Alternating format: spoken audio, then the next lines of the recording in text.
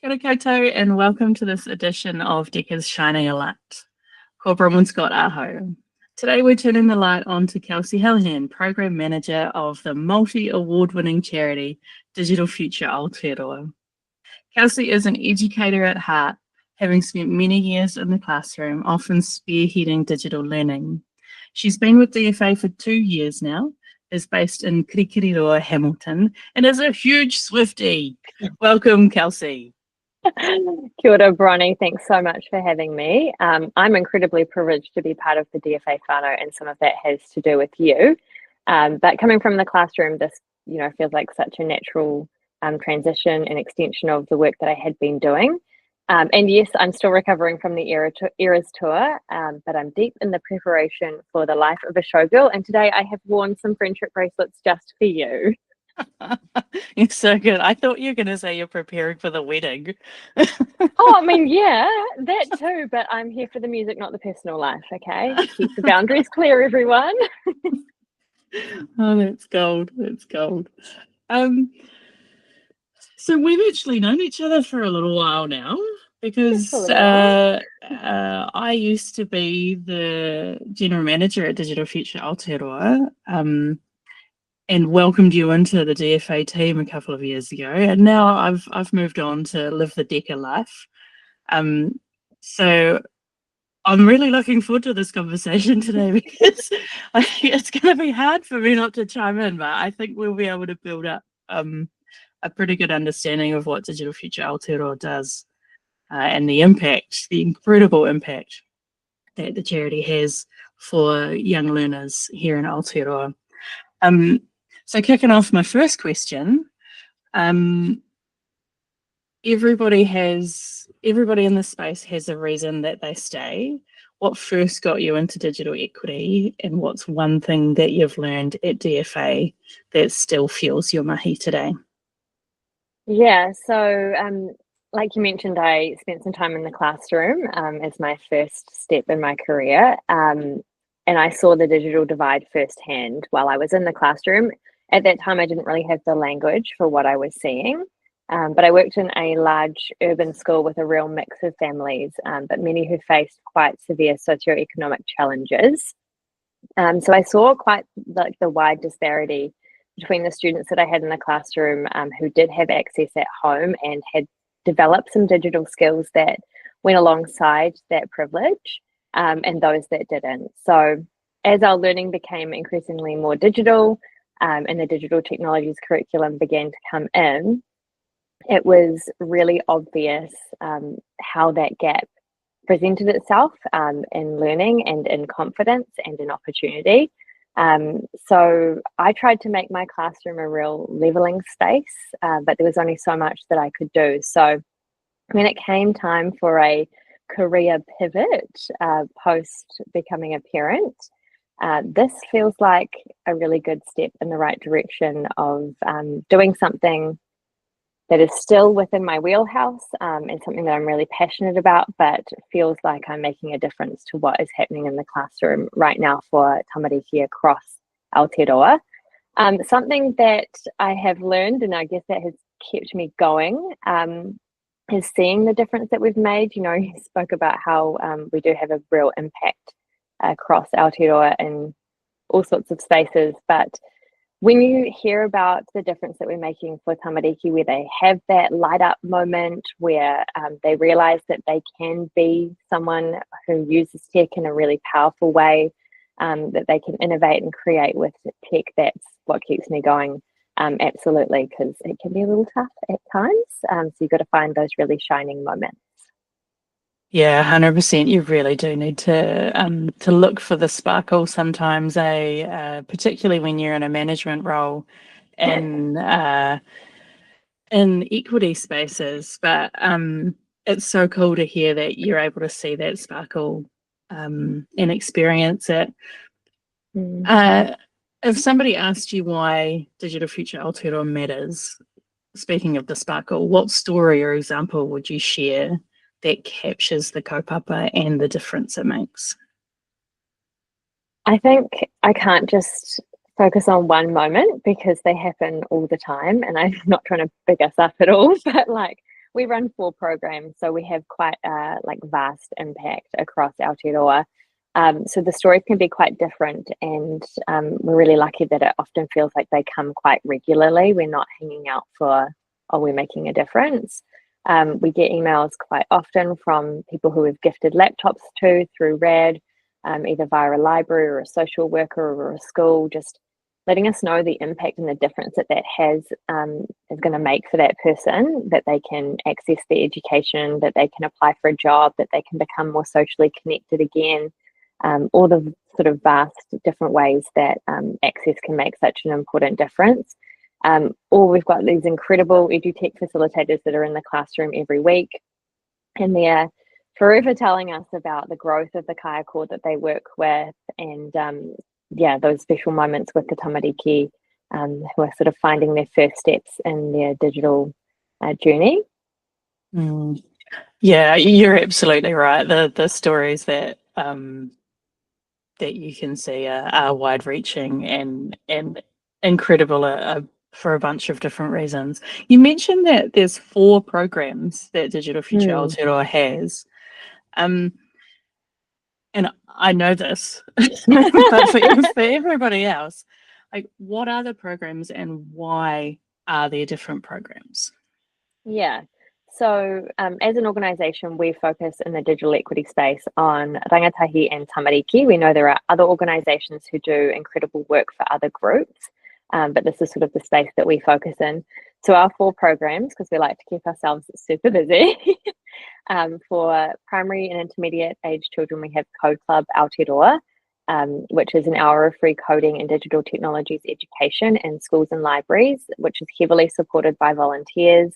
Many of whom from the tech space who bring their expertise and are able to kind of show the tamariki what they could be doing in the future and kind of input into that next generation.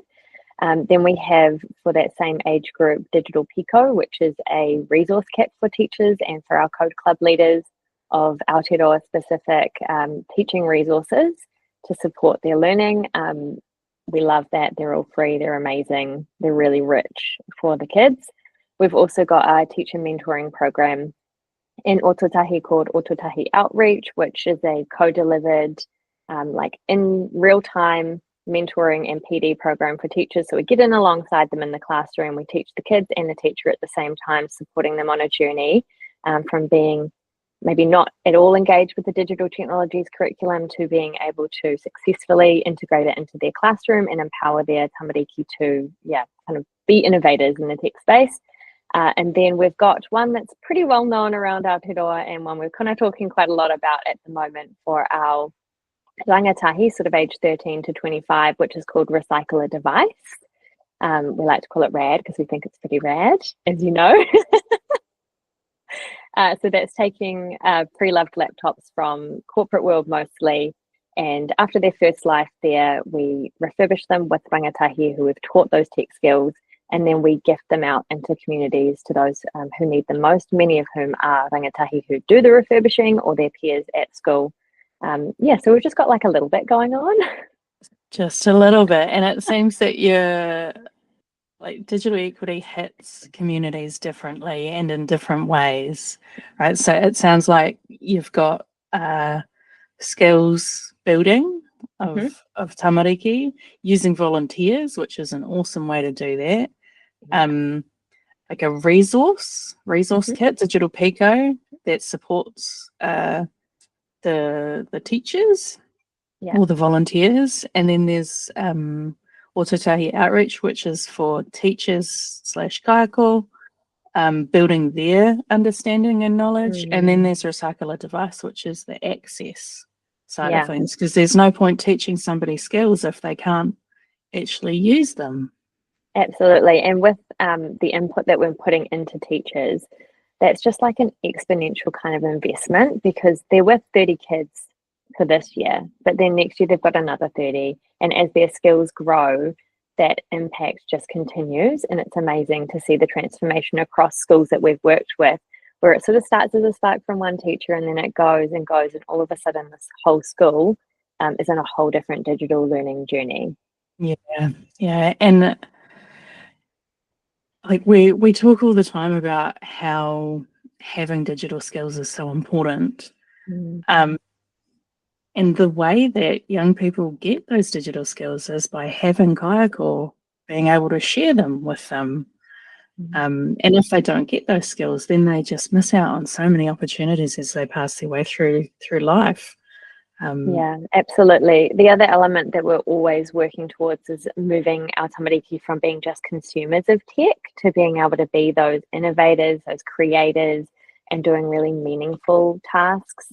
Ways that they're not just having a transactional interaction with the world that is becoming more digital, but then being able to be leaders at the front of that. And that requires a kaiako that is quite engaged, that's quite skillful, that knows how to keep them safe, and is able to sort of really empower them, not just here's an iPad with a reading game on it, which, has its place in a classroom from time to time, but it's not the best use, and it definitely doesn't empower the children to be able to effectively engage and safely engage with technology. Yeah, and that's a really important differentiator to make, right? Like a lot of people, particularly people who haven't been part of the digital world Yeah. and often are a bit older. There's the stereotype for you. Apologies for anybody who fits into that range but isn't in that stereotype. Not meaning any offence. But often people think that using tech is just scrolling on TikTok or whatever, right? But the work that DFA is doing is trying to empower young people to innovate so that they can build the next TikTok or they can build the next solution for an issue that has tech at the heart of it. That's really what it is about. Yeah, absolutely. And many of our kaiako, I know we sort of try not to stereotype there, but they've actually been let down in terms of their skill development by the lack of professional development that's been available to support that digital technologies curriculum. It's excellent that we have the curriculum. It's great that there was some form of rollout, but we know that statistically it wasn't very well done. And so there's a huge gap there that then has a flow-on effect into often our already disadvantaged groups of children who face other social issues, who already aren't maybe getting all of the opportunities that we would like them to have. It's just another thing on top of all of those compounding factors. Yeah, I just want to touch on the rollout that you mentioned. There was a program a few years ago that was designed to roll out the digital technologies curriculum and upskill teachers to deliver that curriculum. There's various different reports around how that rollout went, but generally it was very poor. Personally, I've seen some statistics that 3% of teachers engaged with that program. And I don't know about you, but 3% of teachers, I don't even know what to say. Not really enough. Yeah, so the teachers have not got the skills to teach tech and prepare our young people for the future. And that is why it's so critical for more importance to be put on digital education. From my personal experience as well, I guess the 3%, what that looked like in schools was often already pretty digitally engaged teachers taking up the curriculum training so that they knew how to do what they already did in a curriculum sense and try and maybe pass that on to some of their colleagues. So it's not even that those 3% were 3% of teachers who were not even at the start line. It was 3% of teachers who were probably halfway down the course already and maybe didn't even really need it quite as much as others may have. The most important thing, I think, when we think about, what we're doing here with digital technologies education and that curriculum is that there isn't anything on the horizon either. the shift in priorities around curriculum changes and what happened with the pandemic, because if you're not aware, I know you are, Brody, but if you're not aware, the curriculum was intended to be in full implementation in schools in 2020. So the support was prior to that. Schools needed to begin that implementation 2019 at the latest. But obviously a few other things happened in 2020, and then now the government and Ministry of Education's priorities have changed in terms of professional development. So there's not anything even looking like it's on the horizon. And what we've heard from initial teacher education programs is that it's also not a priority for them. So we can't rely on anything new coming through either. And I think we can't also rely on that our teachers that are coming out of initial teacher education have had the kind of education that has prepared them for that either, because it's just a self-fulfilling prophecy in that sense. Yeah, teachers get asked to do so much, right? Yeah. So much. And while we all know that it's so important for the digital tech element to be there, sometimes all you can do is what you can do. Yeah, absolutely. And that teachers are great at doing exactly what they can with what they have and trying to push it a little bit further as well. So we love our teachers. It's not at all a reflection on them. I know many who want to do more, want to do better, know that it's an area that they'd love to grow in, but the support is just not there for them. Yeah. Thank you, teachers. If any of you are listening, we really appreciate everything that you do. Yeah. Yeah. We could talk about that particular part of everything for so long. But I wanted to lead into a different program because the Recycle a Device program is celebrating its 5th birthday, which is an incredible milestone. 5 years is a lifetime in tech, and even more so when it's charitable tech. When you look back at what the start of Recycle a Device was, what surprises you most about how far it's come? I wasn't around for the very beginning of Recycle a Device, and someone else in this podcast was, so we'll definitely get an opinion from her as well. But looking at the journey that the RAD team have been on for 5 years, it's an incredible journey, and I don't think that anyone, even in the first year or two, would have predicted that we would be at the point where we are now, heading towards, I'm thinking 10,000 laptop mark total next year. It's an incredible impact story that we're able to extend the lives of laptops and do something really sustainable. We're able to grow tech skills with our rangatahi and open their eyes to new possibilities, but that we're also able to get access to people in a really cost-effective and impactful way. I think there's been a lot of ups and downs over the 5 years, like you say, a lot of tech changes. Thank you so much, Windows 10. That was a really good ride to be on. And I'm so glad that we're over that one now. But we have, enjoyed seeing some kind of tech come and go, trying new things. At one point, there was a discussion around iPads and phones, and then we closed that door, realizing it wasn't part of what the impact that we needed to be making in the kind of core mission of RAD. But we've also seen a lot of the rangatahi in the program and our founders, Owen and Hetty, grow and develop personally, professionally, into awesome people. And I think if you're doing that, when you're doing any kind of community work, regardless of what your main outcomes are, then you know that you're doing something that's really good. Yeah.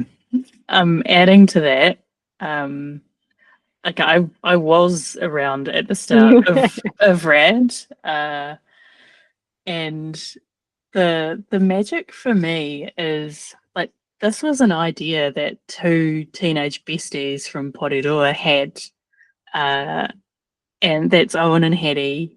And like what you said is watching them grow and develop, but in addition to that is having them be part of the entire process and operations and governance these last 5 years. and making sure that rangatahi are completely embedded in the program. Rangatahi are our future, right?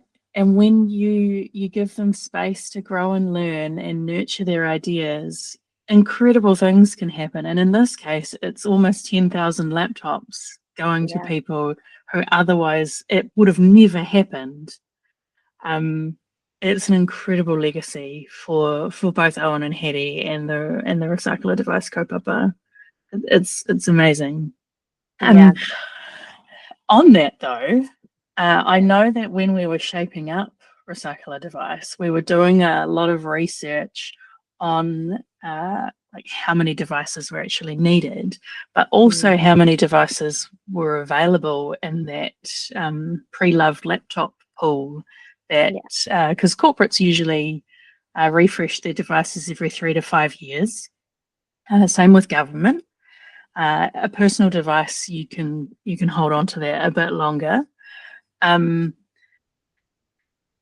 There's a little bit of kind of a grey area on how many devices are needed, but we know from the Ministry of Education data out of COVID, there was somewhere between 80 and 100,000 households that had students living in them that needed a device, and that household might have 5 school-aged children, it might have 1. We don't know that data, so you could extrapolate along that as much as you need to.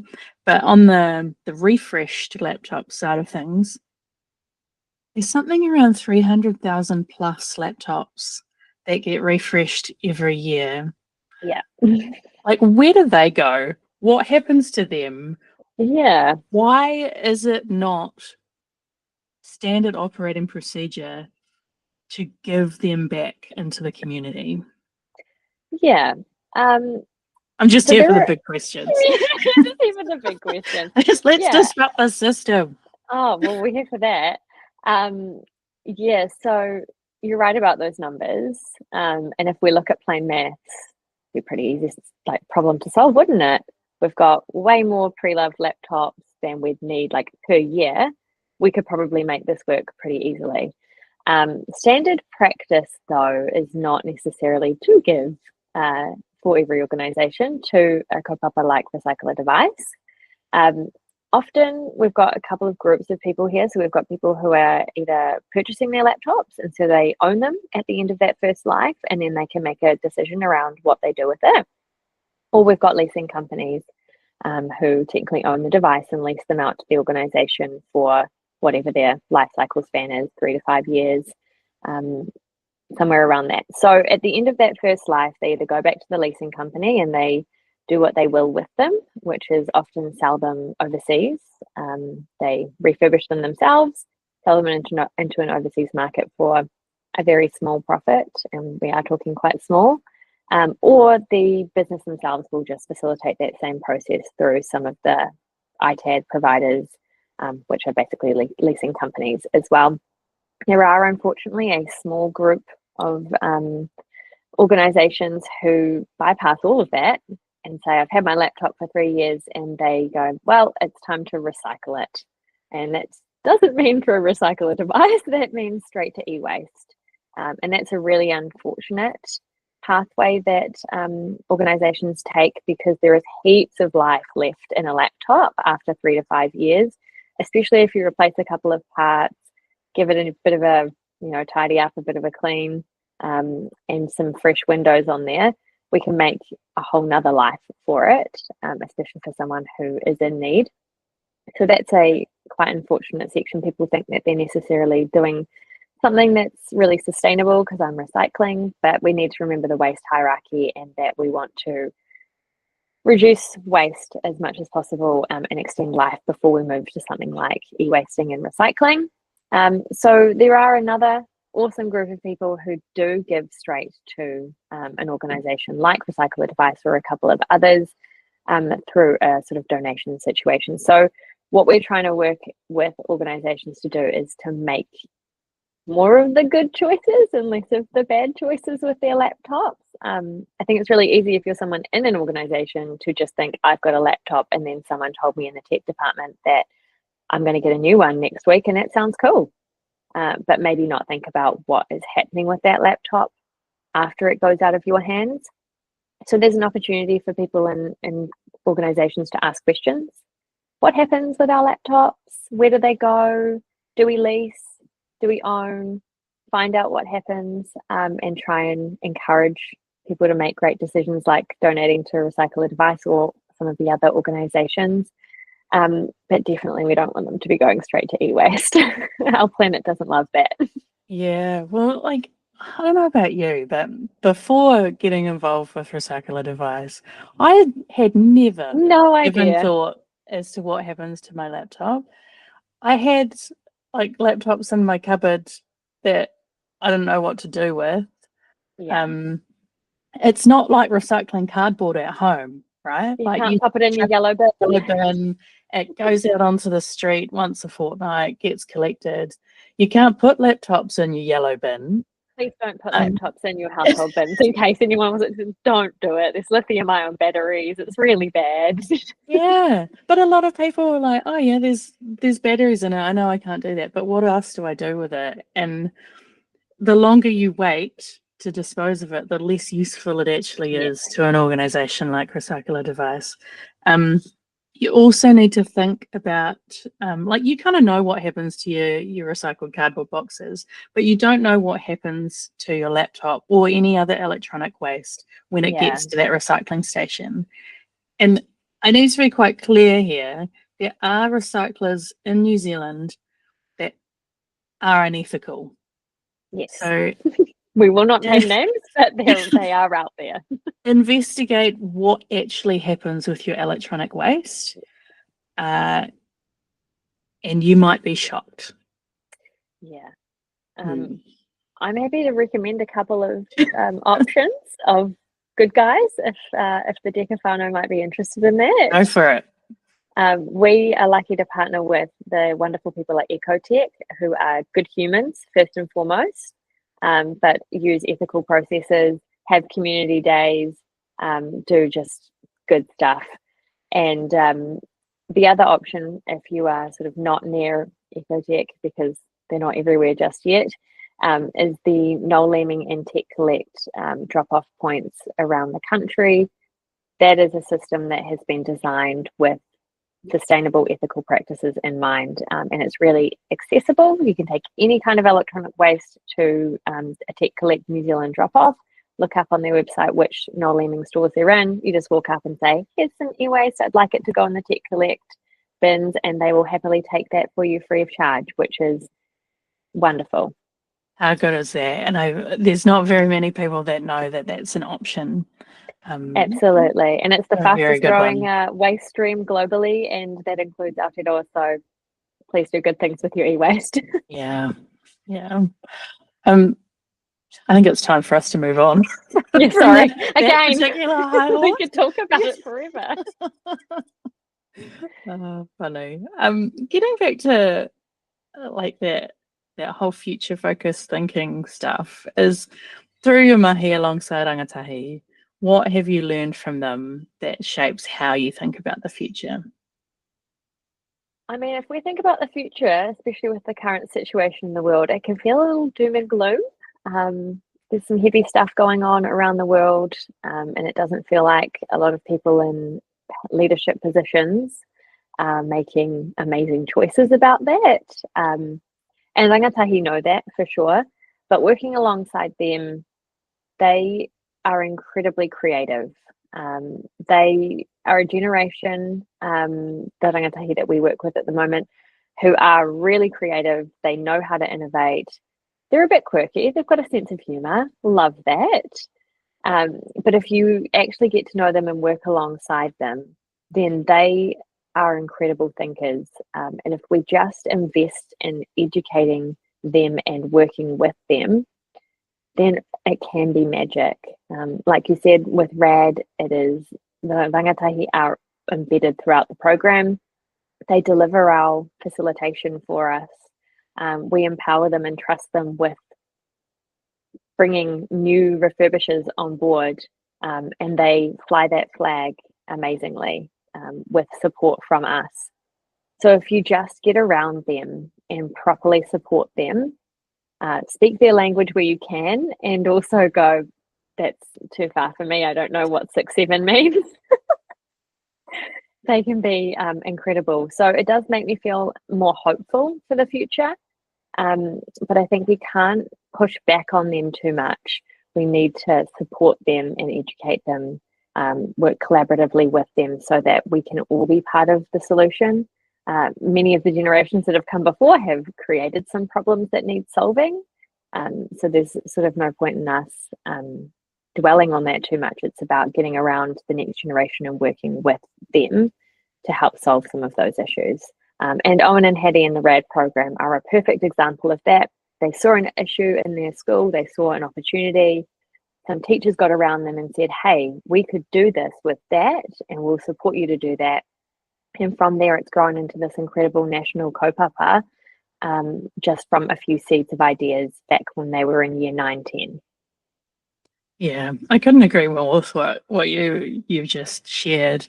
And it gets me thinking about tuakana taina relationships. And I can't tell you how much I have learnt from Rangatahi in the last 5 years. And it's shaped who I am as a person. So yeah, get around the Rangatahi, support them, and have them support you too, and share. Yeah. So let's talk about some digital inclusion, digital equity, broad picture stuff. Like 5 years into RAD, we've talked about the difference that inclusion can make.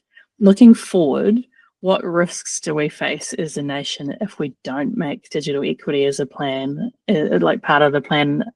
You've seen the government announce some significant investment in AI, for example. Yeah, tell me your thoughts about that. No, it's funny that you mention AI, isn't it? It seems like it's all anyone wants to talk about at the moment. And I understand why, but for me, all I can see it through is that digital equity lens, and how if we don't invest in proper AI education for everyone and AI infrastructure for everybody, we will just widen that divide even more. It's moving at an incredibly fast pace, and everybody who is even in the scene feels that way. So if you are digitally excluded, you don't have access to a device, your internet connection is non-existent or very unreliable, your skills are at the level of opening up a Microsoft document and finding that world for the first time, I'm not sure how you are expected to safely engage with AI, because there is massive safety risks there around data, around likeness, around the way that we engage with these tools, the biases they may hold, and there's just a lot to educate people on, not just about how to write a prompt, but how to do all of that safely, and what it actually means to consent to working with an AI tool. There are just lots of layers there. And if we don't properly wrap the digital equity lens around all of this AI infrastructure, then we're going to be in a worse position than we are now. So for me, that's the biggest risk that we have currently and going forward. And I've just been at an educators hui for the last 2 days with teachers from lots of different contexts and lots of different age groups. And conversation was very AI heavy, but it was trying to find how to safely do that with our children, and making sure that our whānau in our school communities are also aware of what's happening at school, and we're upskilling them alongside the rangatahi and tamariki, because I'm not sure how we're expecting them to consent, because a lot of these tools with children, you do need them to consent without having all of that information around what they're consenting to. Yeah, completely agree with everything that you've said, and I like in particular the part around like AI upskilling is on one end of the spectrum, but there's a lot of people still who need support with something like digital literacy, like the basics of the tech world. So it's really important that we build a significant wraparound program that Yeah. meets people where they are and where their need is, and that has so many benefits. There's a whole lot of different reports out there that measure the expected economic benefit of digital equity, and I can tell you that they start at 3 times the investment and go up to 12, 13 times the investment. So where are the maths people? They'll be all about that. yeah, like it is a no-brainer to invest in digital equity. We just need to keep on fighting the good fight and just to educate people that it's a thing that exists and what everybody can do about it. Yeah, absolutely. I'd also like to see, as part of that investment, is a little bit more leadership from government on some good regulation and some frameworks to support all of that. At the moment, it feels like it's a little bit Wild West in New Zealand compared to what some of the other countries have been doing. And I feel like that would just really support everyone to do that education in a way that was feeling right for our context. To get that massive opportunity, right? Like we already know we have a skills gap. So here's an opportunity to make a big dent in it and get on the waka that we know we need to be on for the future. Otherwise, we're going to be left behind. So yeah, the maths team would be all about that, which, sorry, that's what my 5-year-old calls the accounts team at my husband's work is, hey, maths guys. It's adorable. But yeah, you're absolutely right. We have an opportunity here to create our future, and we really need to invest in it some more. My last question is to invite you to have a call to action for how either people can get involved in digital equity in general, or how people might be able to support the Digital Future Aotearoa kaupapa. Yeah. Well, with our 4 programs, we've got lots of ways to get involved, but there are a couple of really easy ways to get involved because we know that life's busy and, like everyone's got a lot going on. So if you're just sort of making your first steps into the digital equity world, one really easy and practical way is thinking about your laptops, what's happening with them at work, what could be happening with them that's more impactful, having a conversation, investigating that. If you're someone who works in the IT department, I'm sure you'll probably have a pretty good idea. So what kind of levers could you push on to just see what's happening and what could be happening that's better? The Recycle Device team are always here to have a kōrero with you about that and discuss what our process sort of looks like. But another really easy way to get involved if you want to make a little bit more of a commitment is our code clubs. They are always asking for volunteers around the country. It's only an hour of your time a week, and you can do it for a minimum of a term, or you can buddy up with someone and I'll go this week, you go that week, as long as there's someone there that can support the tamariki. And you don't have to be really tech kind of minded. I know, Bronnie, you could very confidently volunteer at a code club. It's more about supporting the problem solving and being there to kind of be on the journey with the kids, and you do see some cool stuff, just as an FYI. A few months ago for our Code Club Coolest Projects, like global competition, we had some 9-year-olds making AI tools. Like if we give the kids what kind of tools that they need and a bit of support, they can be amazing, and that's a good example of it. So I'm getting in touch with the Code Club team. Just head to the Digital Future Aotearoa website. You'll find us. We're all over socials. Another really easy way is to just interact with our content online. That helps immensely. If there's no other way that you're able to get involved, but you want to support the kaupapa, do that for people. It doesn't cost you anything. Thanks, Kelsey. I'm going to also throw on another one there because I can't help myself. Can't stop it. You've mentioned some really easy ways for people to get involved, but the reality is that Digital Future Aotearoa is a charity that relies on funding and donations to make the wheels turn and to have the incredible impact that they have. So if you are looking for something to donate to, or your organization is like, actually, they do some really cool stuff, we should partner with them. Yeah. Get in touch with Digital Future Aotearoa and support everything that they do from the ground up. It'll have huge benefits for Aotearoa as a whole in the future. Thank you. I appreciate that. We are always looking for some really authentic partnerships to support our mahi. So, yeah, we're always here to have a chat.